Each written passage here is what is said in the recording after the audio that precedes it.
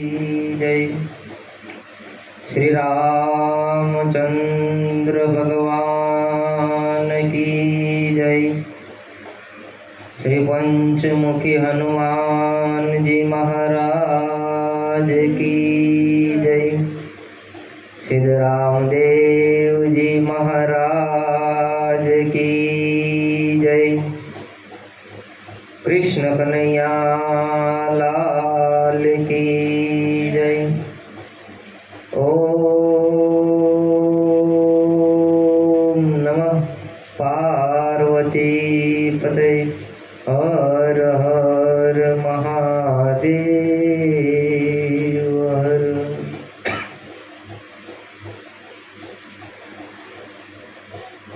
गुरु पद गावा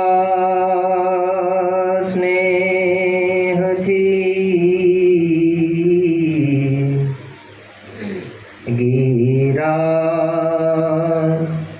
गणेश नमः। कंठ कमल मां आप जो वाणी शुद्ध विचार। ध्यानमूलं गुरुर्मूर्ति पूजामूलं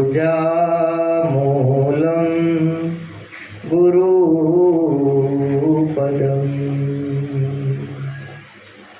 मन्त्रमूलं गुरुर्वाक्यम् मोक्षमूलं गुरुकृपा। आइए हनुमंत बिराजिए, महिमा गाओ मति अनुसार। प्रेम सहित आसन धरो, पधारो पवन कुमार। पधारो पवन कुमार। द्वारिकान देवळे त्रिलोकी तारण तरण। राम रामापती श्री राम देव। जय जय कृष्ण मुरार। जय जय कृष्ण मुरार।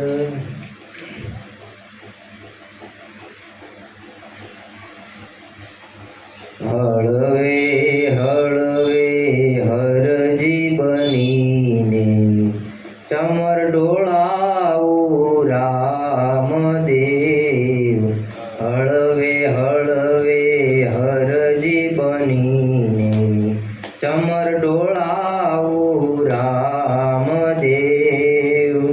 लक्षणी सान डाली जेवा साबित राखो रामदेव। लक्षणी सान डाली जेवा साबित राखो रामदेव। संयमनी लगाम चढावी रस्तो बतावो रामदेव। संयमनी लगाम चढावी रस्तो बतावो रामदेव। मारा मनना कोडाऊ पर स्वारी करो श्री रामदेव। मारा मनना कोडाऊ સ્વારી કરો શ્રી રામદેવ.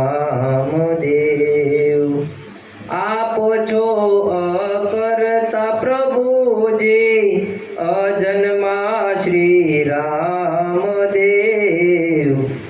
આપ સત્ય સનાતન પ્રકાશ તમારો, જ્યોતિ સ્વરૂપ રામદેવ. દિવ્ય તમારી લીલા ધરણીધર, અવતારી શ્રી રામદેવ. શક્તિ આપો, ભક્તિ આપો, રહેણી આપો રામદેવ. હળવે હળવે અરજી બનીને ચમર ઢોળાવું રામદેવ. જન્મો જન્મનો ચાકર બાપા, બાઈ ગ્રહો શ્રી રામદેવ.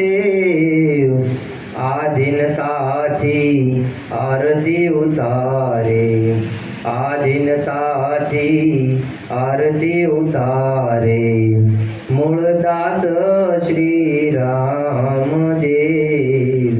હળવે હળવે અરજી બનીને ચમર ડોળાવું રામદેવ. બોલીએ શ્રી રામદેવજી મહારાજ કી જય.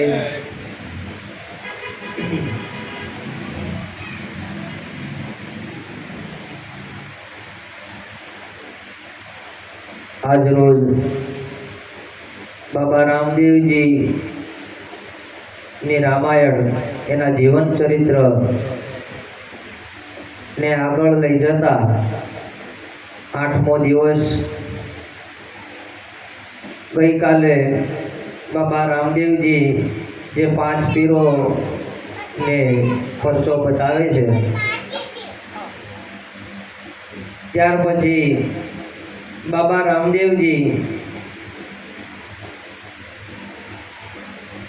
ની લીલા આગળ આગળ વધતી રહી છે. લોટાજી નો 8મા પુત્ર જાંબાજી.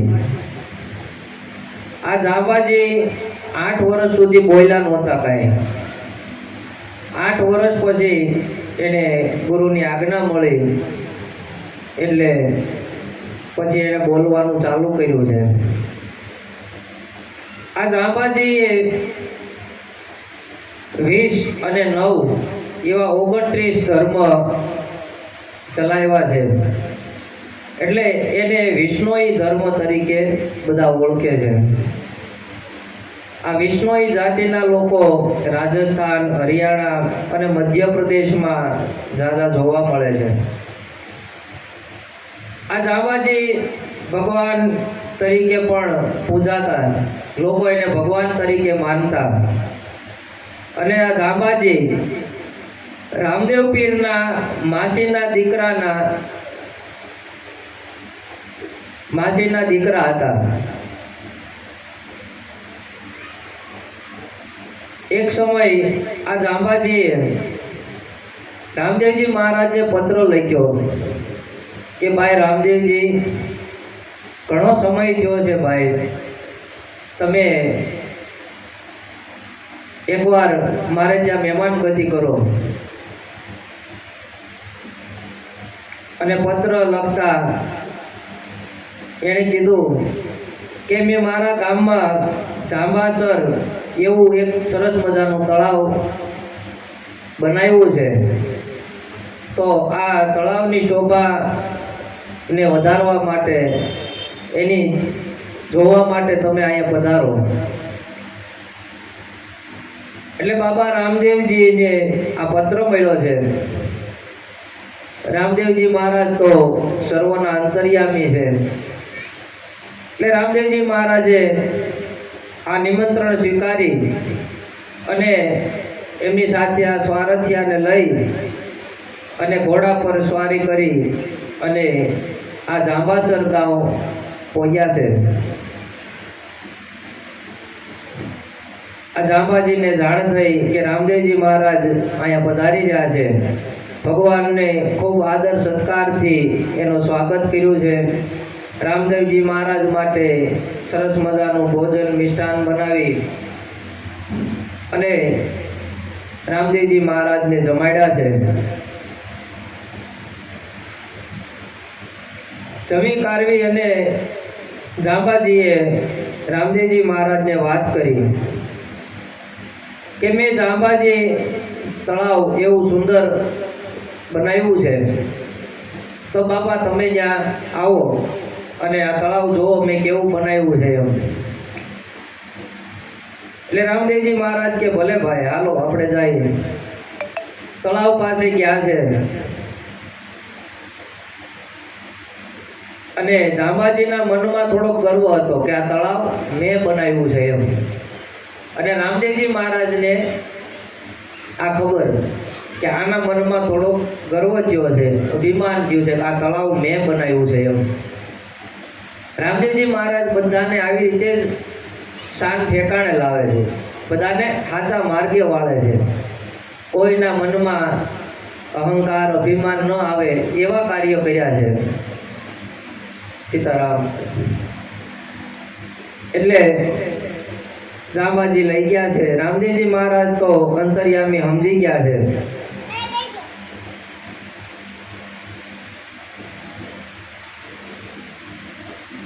એટલે રામદેવજી મહારાજે તળાવની નજર કરી છે. એટલે જાંબાજીને કીધું કે જાંબાજી તમને ખોટું ન લાગે તો એક વાત કહું. તો કે બોલો ને.